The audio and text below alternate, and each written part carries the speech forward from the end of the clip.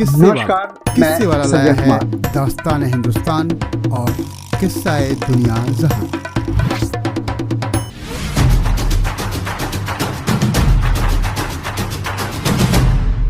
देश के प्रधानमंत्री नरेंद्र मोदी ने बड़े गर्व के साथ गधे से प्रेरणा ली थी, पर बंकिम चंद्र तो उसकी प्रार्थना में ही जुट गए हैं। सुनिए, ये शानदार व्यंग शीर्षक है गर्दभ। गर्दभ जी, मेरी दी हुई इस नई घास का भोजन कीजिए।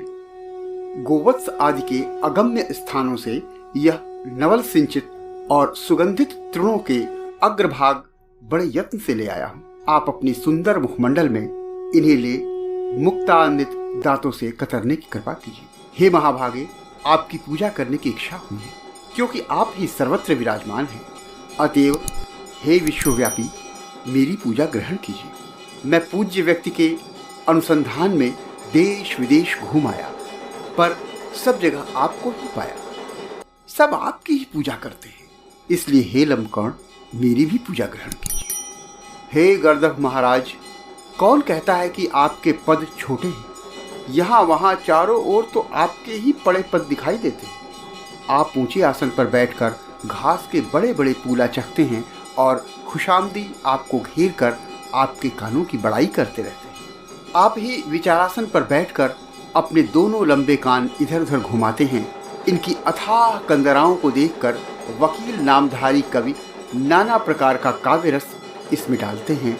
उस समय कानों के सुख से मुग्ध हो आप ऊँघने लगते हैं। हे बृहन्मुंड, उस समय आप काव्य रस से मुक्त होकर दया दिखाते हैं। दया के वश होकर आप मोहन की जमा पूंजी सोहन को और सोहन की धन संपत्ति रोहन को दे डालते हैं। आपकी दया का ठिकाना ही नहीं है। हे रजक गृह भूषण, आप कभी तो दुम दबा कुर्सी पर बैठते हैं और सरस्वती मंडप में बालकों को गर्दभ लोक प्राप्ति का उपाय बताते हैं। बालक के गर्दभ लोक में प्रवेश करने पर प्रवेशिका में उत्तीर्ण हुआ कहकर चिल्लाते हैं। हम चिल्लाहट सुनकर डर जाते हैं। हे विशालोदर, आप ही संस्कृत पाठशालाओं में कुशासन पर बैठकर माथे पर चंदन लगाकर हाथ में पुस्तक लिए शोभायमान हैं। आपकी की हुई शास्त्रों की टीका सुनकर हम धन्य धन्य कहते हैं। अतएव हे महापशु, मेरा दिया हुआ यह कोमल तृणांकुर भक्षण कीजिए। आप पर ही लक्ष्मी की कृपा है। आपके न रहने से और किसी पर उसकी कृपा नहीं होती। वह आपका कभी त्याग नहीं करती है, पर आप अपने बुद्धि बल से सदा उसका त्याग करते हैं। इसी से लक्ष्मी को चंचल होने का कलंक है। अतएव हे सुपुक्ष, घास भक्षण कीजिए। आप ही गाने वाले हैं। शरज, ऋषभ, गांधार आदि सातों सुर आपके गले में हैं। बहुत दिनों आपको नकल कर बड़ी बड़ी दाढ़ी मूछे बढ़ाकर बहुत तरह की खांसियों का अभ्यास कर किसी किसी को आपका सा सुर प्राप्त होता है। हे भैरवकंठ, घास खाइए। आप बहुत दिनों से पृथ्वी पर विचरण करते हैं। रामायण में आप ही राजा दशरथ थे, नहीं तो रामचंद्र वन कैसे जाते? महाभारत में पांडुपुत्र युधिष्ठिर आप ही थे, अन्यथा पांडव जुआ खेलकर अपनी स्त्री को क्यों हारते? कलयुग में आप ही पृथ्वीराज हुए, नहीं तो मुसलमान भारत में क्यों आते? आप युग युग में अनेक रूपों से अनेक देशों को प्रकाशित करते चले आते हैं। इस समय तपस्या के बल से, ब्रह्मा के वर से आप समालोचक होकर प्रकट हुए। हे लोमशावतार, मेरे लाए हुए कोमल नवीन तृण के अंकुरों को खाकर मुझे प्रसन्न कीजिए। हे महापृष्ठ, कभी आप राज्य का भार ढोते हैं, कभी पुस्तकों का और कभी धोबियों के गट्ठरों का।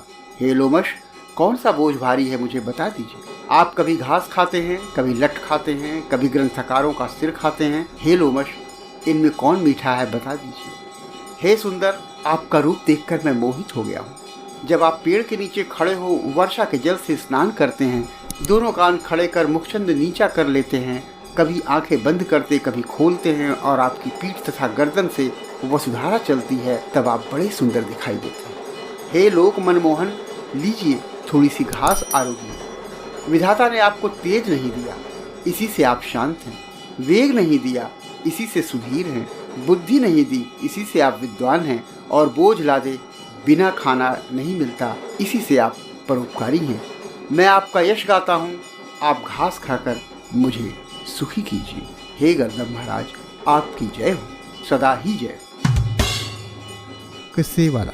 किस्से कभी खत्म नहीं होते। जीवन कहानियों की नाव पर चलता है। किस्से किस्से वाला फिर मिलेगा एक नई कहानी के साथ। देखते रहिए हिंदुस्तानियम टेल्स एंड टॉक्स। कैसा पसंद आया तो कमेंट में बताइए, लाइक करके।